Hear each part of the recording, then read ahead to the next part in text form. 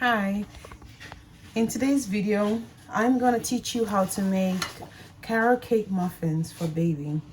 You can make this recipe as an actual carrot cake, but I like to use my muffin pan to make like small cupcake portions for my baby because it's easier to hold and eat when you're doing baby led weaning. So that's how I like to do it. So anyway, this recipe will work for both carrot cake and carrot cake muffins. So today's recipe is carrot cake muffins. Let's begin. I'm just gonna put my camera down. Sorry about that. So I have in this bowl all of my wet ingredients already. I started filming a little late because I got distracted. My kid is going through separation anxiety right now. It's right there on the floor playing.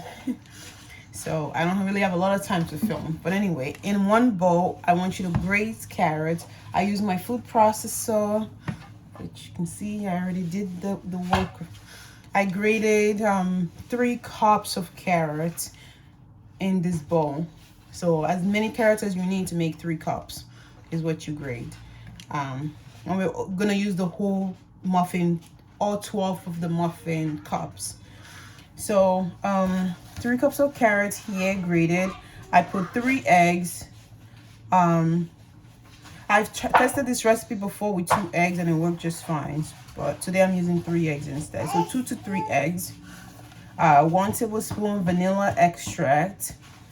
I use maple syrup to sweeten it just a little, but that's completely optional. You don't need maple syrup because the carrot is already sweet, but I like to do this for my toddler. So I use a 1/4 cup maple syrup and a 1/2 cup canola oil. I'm gonna post all the recipes on my website. I'll link it in the description of this video. So that's all of my wet ingredient. I'm gonna set it aside, and then I'm gonna get a bowl for my dry ingredients. I'll be right back.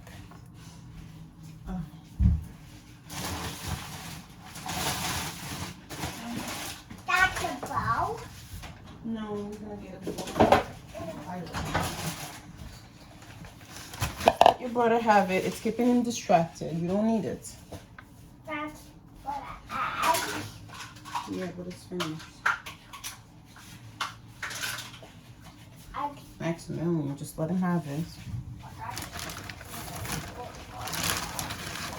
Okay, so I'm going to get my dry ingredients, 2.5 cup flour. You can do a mix of both, all-purpose or whole wheat flour. So I'm gonna put in this bowl 2.5 cups. I'm gonna try a mix of both today. I'm a recipe tester and I love trying different variations and styles of making the same recipe. But I will post the actual one that I want you to follow on my blog. So I've tried this recipe with whole all-purpose flour before. So today I'm gonna do a mixture of both whole wheats and all-purpose flour to see if it comes out the same. So this, we have a mixture of white flour and whole wheat flour. So we have 2 cups. I need 2.5 cups, not 2. Did you take that from Zachary, Max? Please give it back to him. He was not ready to share yet. You have to wait your turn. That's not nice to take things from your brother when he's not ready to share. Go get a different toy and get your airplane and bring it over here.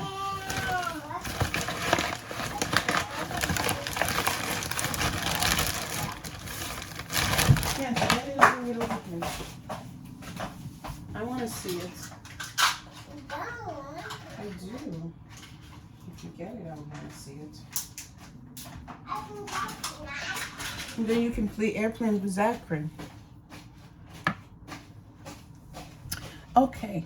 I'm gonna need a 1/2 teaspoon of nutmeg, ground nutmeg. You're gonna need nutmeg, cardamom, and ginger. They're all optional, but I really find that it makes this recipe taste very good. So let me get my 1/2 teaspoon.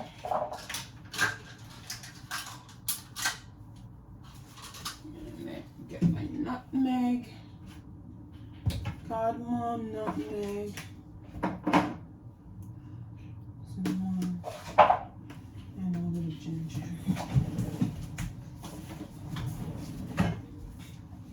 Remember, these ingredients are all completely optional. You do which one you prefer the most. I'm going to do half teaspoon. This is nutmeg. It just tastes really good. It smells really good too. You need that aroma when you're making carrot cake. What's the matter, Zachary? Okay. There we have, I'm putting the cardamom in there. A 1/4 teaspoon of cardamom. I need to get all my things in one place. I'm not going back and forth. That's not very efficient. 1/4 teaspoon is what I used last time of cardamom. So I used half teaspoon of nutmeg, 1/4 teaspoon of cardamom, and a 1/4 teaspoon of ginger. They all add to the flavor. Of course, you can add any other ingredients that you feel will make your carrot cake pop, but these are the ones that I use. I'm gonna put some cinnamon as well to see how it comes out. I'm gonna put half a teaspoon of cinnamon. Once again, I'm a recipe tester. I create and a recipe creator, sorry. So I'm always making new recipes and testing them out and trying it and seeing what works, what doesn't work, you know. It's fun, it's like art. Anyway, so we have our wet ingredients and this is my dry. I'm gonna get a different fork and stir. I want you to stir it really nice and just let it sit for like 1 minute. Oh, we're missing something. We need to get our baking soda and baking powder. You can't forget that. When you are a parent, you're constantly distracted by children. Constantly. I'm gonna add more cinnamon because I like the smell of cinnamon. So I'm gonna add, where is my teaspoon? Okay, fine. I'm gonna add 2 more teaspoons of cinnamon.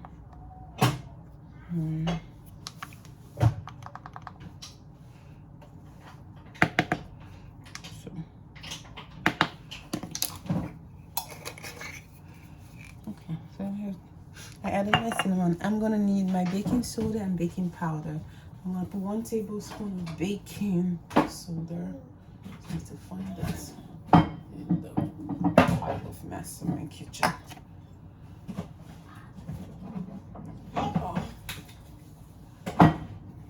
When you're cooking, don't do as I do. Gather up all your ingredients beforehand. Oh, Zachary. Oh, what are you doing? You creating disaster. Please don't do that.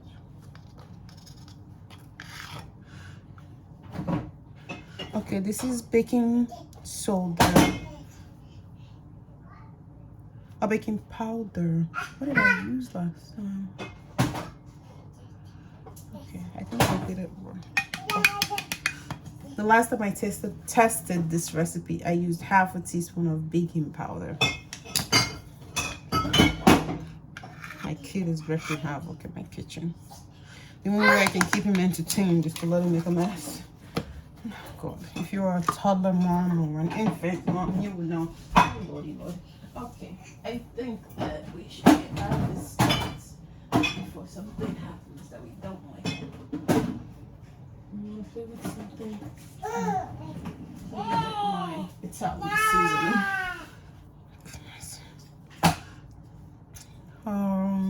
Baking powder I did already. 1 tablespoon baking soda. I'm going to add baking soda. I'll put my baking soda in my fridge.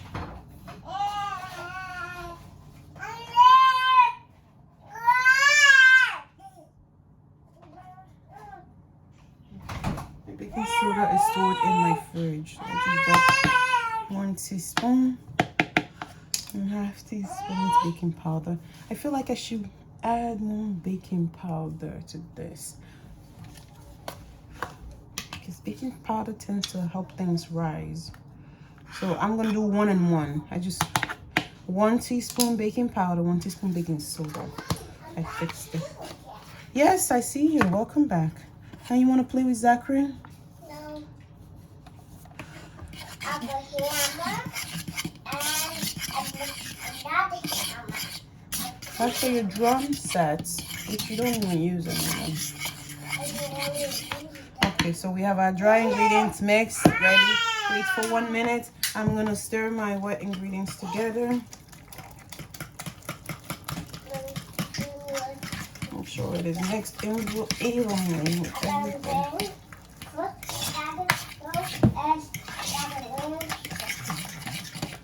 And a variation of this recipe is, if you have if you have pecans or raisins, you can add it as well to your carrot cake muffins. But I don't have any one of those on hand, so I'm gonna just skip that. That's optional, you don't need it. If you're allergic to nuts, then you definitely don't want those. Anyway, so I have whisked my ingredients together. I'm going to set my oven to 375. That's my ID's 360. Let's try 360. My ideal, because carrot cake is gooey, so you want it to cook slowly. I usually use 375 for most muffins, but for the gooey ones, you want them slow cooking. So I use 360. You can even start with 355, but I use 360 for 30 minutes. Anyway, so I'm gonna combine the wet and dry ingredients by pouring the dry into the wet one. I don't know if there's a better method, but this is what I do. What can I do for you, man? Yes, I heard you, but where are you going? Everybody's holding onto my leg. One kid on this side, one on this side. You don't see them. This is my morning usually. That's why I don't upload a lot of videos, because I don't know if you guys want to hear my kids whining in the background while I'm cooking. Yeah. Trying to mix muffins can be a little pain in the butt. So try using one of these things to fold it in. I find that carrots doesn't really mix that well. It can be a little frustrating to mix it. And you don't also want to over mix either, but you want to mix it enough so you don't see all the white flour.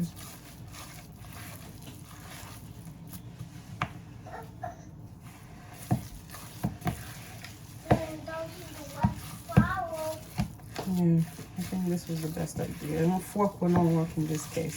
Fork usually works for most things. Okay, here we go. I mixed it enough that all of the flour has disappeared without being over mixed.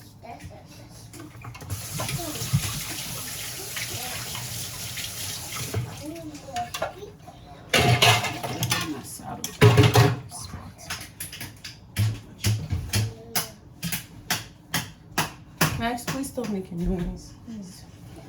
It's very noisy. I don't like that. But I gotta put the sugar. That's for your drum set. Go play your drums if you want to. This is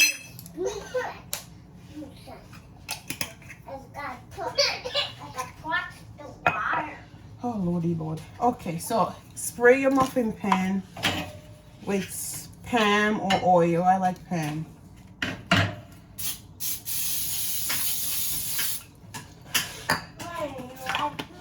I do like Pam. Pam is a product that I used to cook. And Zachary, I will get to you in 2 seconds. I'm not sure why you're very clingy today. Something must be in the air. That's for sure. My kid can be very clingy, but this morning it's like an extra clinginess. He won't even let me step out of the kitchen without breaking into tears. Holds on to my clothes as I walk. It's a lot. When they say I am touched out, I think I am the definition of touched out, that's for sure. Postpartum is hard on everyone, especially moms, especially stay-at-home moms. When you're a stay-at-home mom, you're around the kid 24/7. Whether you're touched out or not, you have no choice but to be around them. And there is no, you don't get a break. Who's gonna give you a break? No one.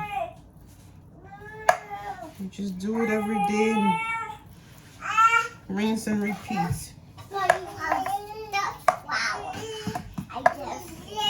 Thank you so much for my Italian seasoning flowers. I appreciate it. No, I don't know what it smells like already. I don't want to smell it, but thank you. It smells like rock. No, it smells like Italian seasoning for cooking. I used it to make your pizza yesterday. I eat pizza right now.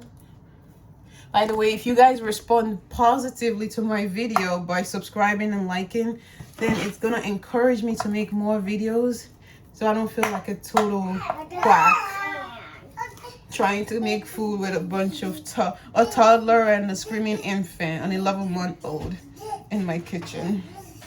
I always see those perfect YouTube videos and perfect Instagram videos of people cooking in their perfect kitchen. And you know, it does get to you, the pressure. Like, my kitchen doesn't look like those videos. And I don't have perfectly behaved kids. And that's fine. I don't want perfection. But if it's a positive reaction and people don't, you know, are not repulsed by this, then you did. One makes 11. Good job. That's right. It's going to encourage me to keep going because I'm doing something positive. So please like and subscribe and show your support if you want to. No pressure at all. If this is not a video for you, you don't have to like or subscribe. I am not for everyone. Okay. So I'm just going to wait. I should have set my oven while I was mixing the ingredients, but you know, life got in the way. So there's that. Okay, here is what I created. I'm gonna take all the mess out of the way, but here is what I created. I scooped it in there. I don't have the right tools yet for this video. I'm trying to buy a better I don't know what you call this, stand, better overhead stand, but for now this is what I have, and I'm gonna wait until the oven. That is an L if you stand over here. That's an L. Good job. Can you pull your pants perfectly on? What are you doing? What a mess. Okay, anyway, sorry. When your oven hits 360, mine is almost there, you pop this in for 30 minutes. Pop it in for 30 minutes. L is for lovely, you're right. When the timer goes off, check it with a toothpick. And if it comes out clean, then it's ready. If not, then you can put it for like 5 or 10 minutes increments. Okay, I gotta go because my kids are acting up. But thank you for watching my video. I appreciate it. Shh, let me finish, okay? And then I'll talk to you. Thank you for watching my video. I appreciate the support. Until next time.